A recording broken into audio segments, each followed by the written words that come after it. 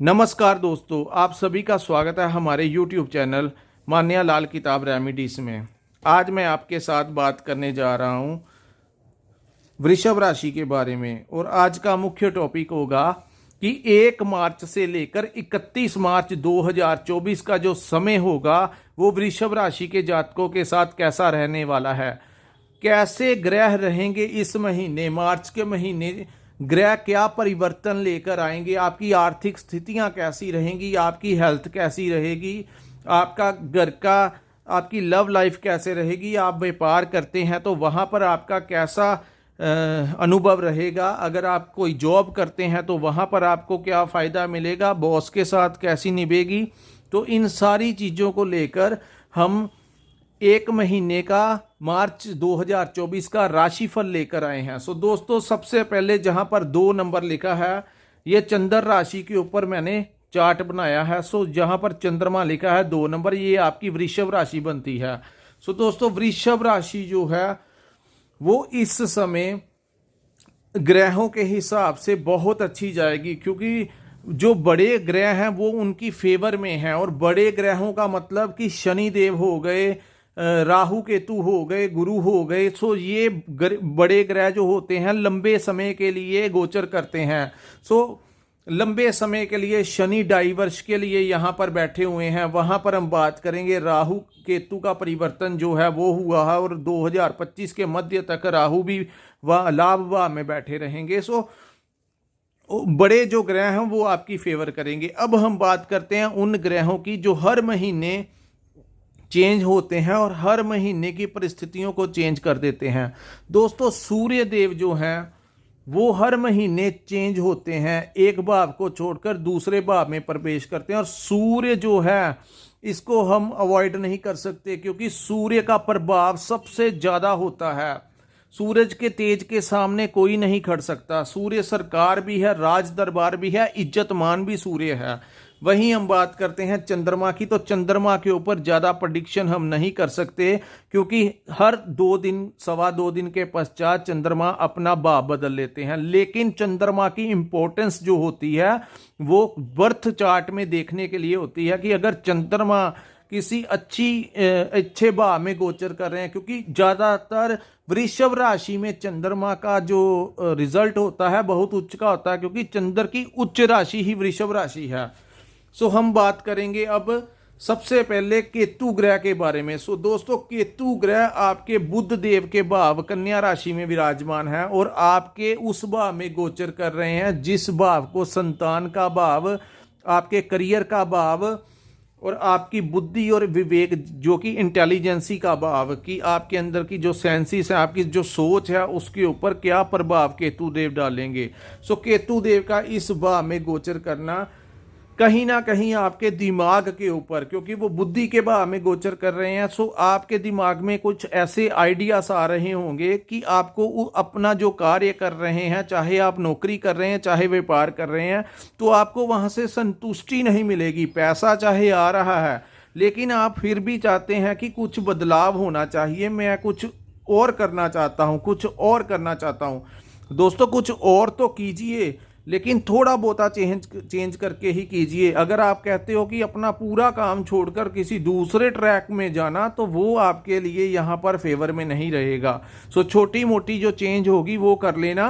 किसी बहुत बड़े बदलाव के चक्कर में कि मैं नौकरी छोड़ के किसी और जाता हूँ, तो सामने देख लेना कि स्विचिंग करते समय जो डॉक्यूमेंट्स होंगे वो प्रिपेयर करके प्रॉपर सब कुछ दे के जांच पड़ताल करके फिर ही कोई फैसला लेना। और बिजनेस में तब्दीली चाहते हो तो कोई बहुत बड़ी इन्वेस्टमेंट करके अपना बिजनेस जो है उसको छोड़ना नहीं है जो कर रहे हो, अन्यथा ये आपको ट्रैक से भड़काने की कोशिश करेगा। क्योंकि केतु जो है वो ब्रह्म की स्थितियों में कई बारी बुद्धि में बैठते हैं, तो चाहे वो अपने मित्र के इतना ज़्यादा नुकसान नहीं देंगे, लेकिन फिर भी कहीं ना कहीं अगर कुंडली में अवस्था अच्छी नहीं है तो बुद्धि को भ्रमित करने का कार्य यहाँ पर केतु करेंगे।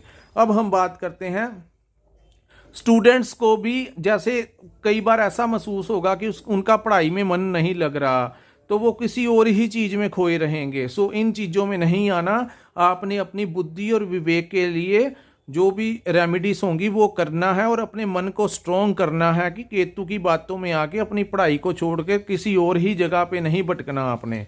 अब हम बात करते हैं मंगल के बारे में। दोस्तों, मंगल बहुत ऊर्जावान ग्रह है, जिसको हमारी ज्योतिष शास्त्र में सेनापति कहा जाता है। सेनापति जब भी युद्ध के मैदान में आता है तो पूरा दूसरा जो लोग होते हैं, जो विरोधी होते हैं, उनको एक डर सताने लगता है। सो भाग्य स्थान में उच्च के मंगल, तो आपके भाग्य में आ रही जो भी परेशानियां थी पिछले दिनों वो ठीक हो गई होंगी। सो दोस्तों, ये पहले 15 दिन मार्च के महीने में आपके भाग्य स्थान में रहेंगे। उसके बाद ये गोचर कर कर शनि देव के साथ चले जाएंगे, तो वो भी गोचर जो होगा कर्म स्थान के ऊपर होगा, वो भी गोचर ठीक होगा। लेकिन अब हम पहले 15 दिनों की बात करते हैं। तो पहले 15 दिन मंगल इस भाव में बैठकर आपके सारे कार्य जिनमें आपके अड़चने आ रही थी तो उनको पूर्ण कराएंगे। सो मंगल की एक दृष्टि साहस और पराक्रम भाव में पड़ रही है, तो आपके अंदर का साहस, आपको आपके भाइयों से सपोर्ट मिलेगी।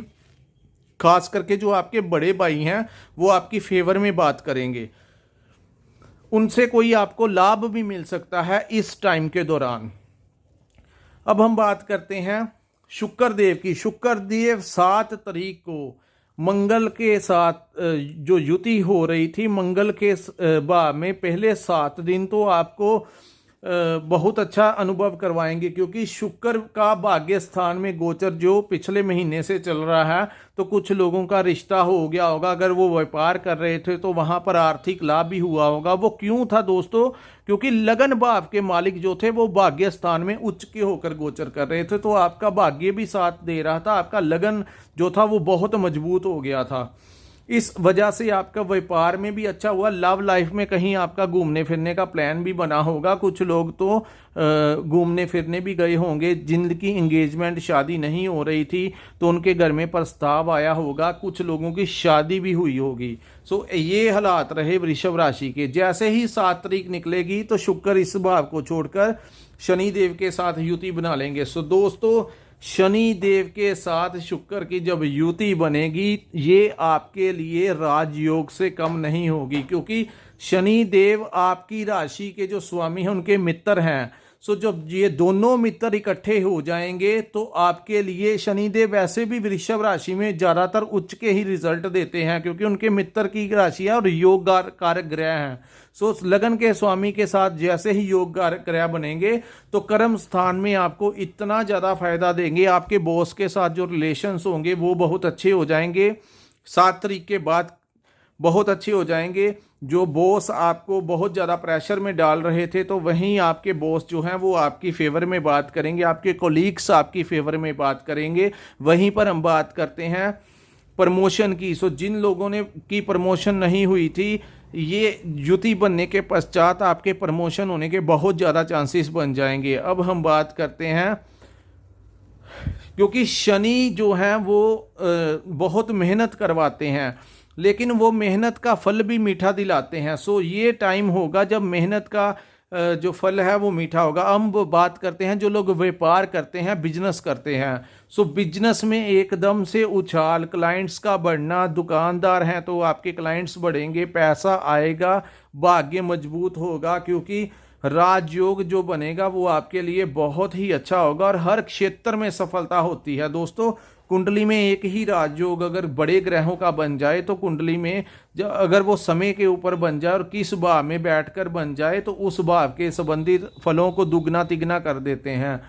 तो आपके कर्म स्थान में है तो काम काज में, चाहे आपकी नौकरी थी तो वहाँ पे प्रमोशन, आपका सैलरी पैकेज बढ़ने की उम्मीद, अगर व्यापार करते हैं तो वहाँ पे एक उछाल देखने को मिलेगी, तो ट्रेडिंग करते हैं, हर चीज़ में आपको सफलता दिलाने की कोशिश जो होगी कर्म स्थान में बैठे शनि और शुक्र की होगी। दोस्तों, यहाँ पर 13 मार्च तक शनिदेव के साथ जो है सूर्य भी बैठे होंगे। सो आपने बस 7 से 13 का जो टाइम होगा सूर्य परिवर्तन के पश्चात, 13 या 14 के पश्चात सूर्य देव यहाँ को इस भाव को छोड़कर तो आपके 11th हाउस में चले जाएंगे। सो दोस्तों, 11th हाउस में सूर्य देव का जाना कहीं ना कहीं, क्योंकि 11th हाउस को लाभ का भाव कहा जाता है, वहां पर 7 तारीख के पश्चात बुध देव भी वहां पर पहुंच जाएंगे। जैसे ही सूर्य लाभ भाव में पहुंचेंगे तो 13 तारीख से पहले तो आपने थोड़ा सा कर्म स्थान में अपना ध्यान रखना है, फिर भी आपको इज्जत मान जो होगा वो मिलेगा, क्योंकि सूर्य बलि हुए होंगे और शनि वहां पर अस्त थे। लेकिन 14 के पश्चात सूर्य जो है वो आपके लाभ भाव में चले जाएंगे, वहां पर राहु भी विराजमान होंगे। सो जिन लोगों की कुंडली में सूर्य और राहु की युति बनी हुई है उनको थोड़ा सा संभल के रहना होगा। वहां पर राहु आपको बहुत अच्छा परिणाम दे रहे थे, लेकिन अब जब सूर्य साथ में आ जाएंगे तो कहीं ना कहीं आपके अंदर क्रोध की भावना को बहुत ज्यादा बढ़ा देंगे। यहाँ पर चाहे वो दोनों ग्रह लाभ अवस्था में होंगे, सूर्य देव भी लाभ देंगे, राहु भी लाभ देंगे, लेकिन सूर्य और राहु सूर्य पिता का कारक है। कहीं ना कहीं आपकी पिता के साथ कोई अनबन ना हो जाए, कहीं ना कहीं आपकी पिता की सेहत को राहु प्रभावित ना कर दें। सो आपने ये चीजों का ध्यान रखना है।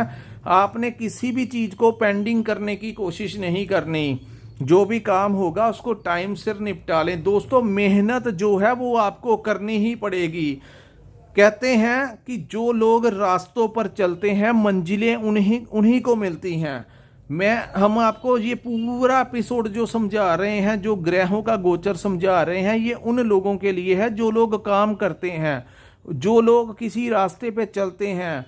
लेकिन जो लोग कुछ नहीं करते उनको कोई ग्रह अच्छा भी आ जाए बुरा भी आ जाए उनका क्या लेना देना। इसलिए आपने अगर किसी मंजिल पर पहुंचना है तो फिर मेहनत जो है वो करनी ही पड़ेगी। मेहनत करते जाइए, क्योंकि समय जो होगा वो आपकी फेवर कर रहा है।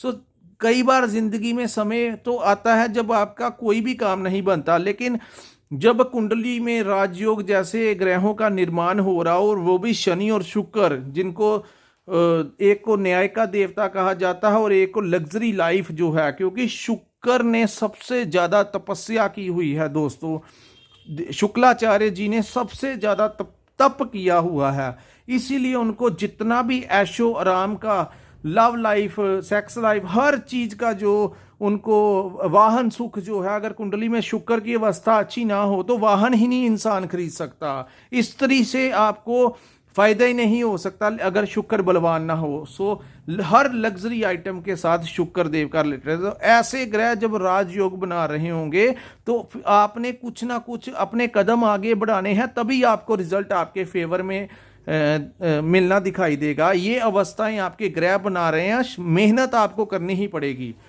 वही थोड़ी सी सावधानी रखिए दोस्तों, क्योंकि बुध जैसे ही अपना भाव बदलेंगे वहां पर जाएंगे।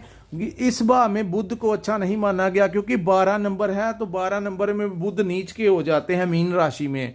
सो बुध जो है वह 11th हाउस में मीन राशि के अंदर जो गोचर होगा, वहीं पे हमें देखना होगा कि अगर सूर्य की डिग्री ज्यादा हुई आपकी कुंडली में तो बुध और सूर्य की जो युति बनेगी, जिसको बोलते हैं बुध आदित्य योग।